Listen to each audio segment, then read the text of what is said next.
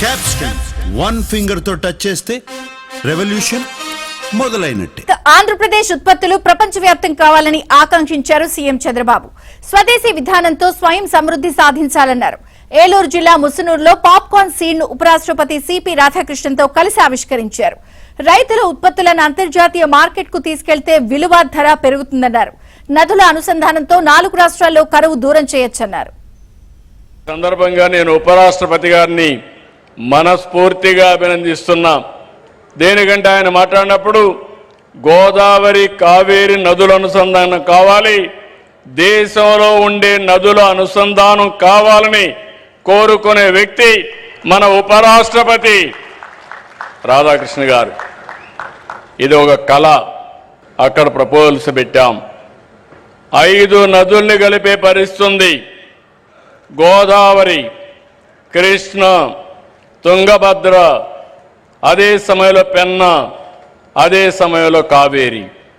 ఈ 5 నదులు కలపగలిగితే 4 రాష్ట్రాల్లో సమస్య పరిష్కారం అవుతుంది.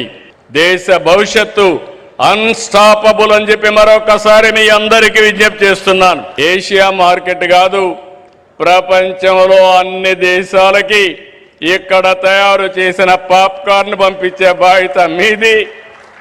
మీరు అనుకుంటే 11 ఏళ్ళు చేశారు, ఇంకొక 10-15 ఏళ్లలో గ్లోబల్ మార్కెట్ అన్ని కంట్రీస్ కూడా క్యాప్చర్ చేసే పరిస్థితి వచ్చింది. ఇక్కడ ఉత్పత్తి చేసిన పాప్కార్న్ని అదే సమయంలో అరకు కాఫీని ఎక్కడ రైల్వే స్టేషన్లు అన్నీ పెడితే ఆంధ్ర పాప్కార్న్, అరకు కాఫీ తాగే పరిస్థితి వస్తుందని చెప్పి కూడా నేను మీకు తెలియజేస్తున్నా. ఈరోజు ఫస్ట్ టైం దేశంలో తొలి non GMO popcorn maize hybrid విత్తనం ఇక్కడ ఆవిష్కరించడం, రైతుల్ని సన్మానించడం నాకెంతో సంతోషంగా ఉంది.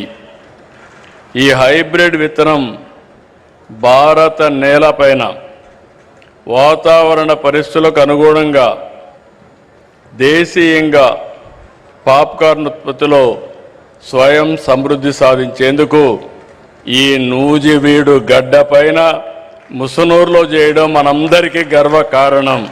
బొమ్మలు కూడా మీరు చూశారు, ఎద్దల బండి కూడా, ఇవన్నీ స్వదేశీ. ఇది మన ప్రధానమంత్రి కోరుకునే విధానం. తప్పకుండా స్వదేశీ విధానంతో మనం అందరం కూడా స్వయం సమృద్ధి సాధించడమే కాదు, ప్రపంచానికి మనం ఉత్పత్తి చేసిన వస్తువుల్ని ఎగుమతి చేసే రోజు చాలా దగ్గరలో ఉందని చెప్పి కూడా నేను మీకు తెలియజేస్తున్నా. రాయలసీమని ప్రపంచానికే ఒక హార్టికల్చర్ హబ్గా తయారు చేస్తున్నాం. సెప్టెంబర్లో 1,00,000 కోట్ల రూపాయలు ఖర్చు పెట్టే ప్రాజెక్ట్ని ప్రారంభిస్తున్నాం. 40,000 కోట్ల రూపాయల ప్రభుత్వం, 60,000 కోట్ల రూపాయల ప్రైవేట్ ఇన్వెస్ట్మెంట్తో ప్రపంచం మొత్తం గర్వించే విధంగా, ప్రపంచానికి సరఫరా చేసే విధంగా గ్లోబల్ హార్టికల్చర్ హబ్ను తయారు చేస్తున్నాం. వచ్చే 3 ఏళ్లలో 36 సాగునీటి ప్రాజెక్టుల్ని 35,000 కోట్ల రూపాయలు ఖర్చు పెట్టి పూర్తి చేస్తున్నాం. ఎప్పుడు కరువు వచ్చినా కరువును ఎదుర్కొనే విధంగా వాటర్ సెక్యూరిటీ ఉండాల్సిన అవసరం ఉంది. ఈ సంవత్సరం మనం చూస్తున్నాం, ఎల్నినో సమస్య పెద్ద సమస్యగా మారింది. వర్షాకాలం దాదాపుగా పూర్తయ్యే పరిస్థితికి వచ్చాం, కానీ 52% వర్షపాతం లోటుగా ఉంది. ఎక్కడ చూసినా వర్షాభావం ఉంది. అయితే ఈరోజు మనందరం రైతాంగాన్ని అప్రమత్తం చేసి ప్రత్యామ్నాయ పంటలే కాకుండా మళ్ళీ ప్రతి ఒక్క రైతు కూడా భూమిని ఖాళీగా పెట్టకుండా ఏం చేయాలనో గైడ్ చేసే పరిస్థితికి వస్తున్నాం. దీన్ని సద్వినియోగం చేసుకోవాల్సిన అవసరం రైతులపైన ఉందని చెప్పి కూడా నేను మీకు తెలియజేస్తున్నా. ఇవన్నీ మనం చేయగలిగితే తాత్కాలికంగా మనం సమస్యను ఎదుర్కోవడం, శాశ్వతంగా నీటి సమస్యను పరిష్కారం చేసి వాటర్ సెక్యూరిటీ తెచ్చుకోగలిగితే సమస్యల పరిష్కారం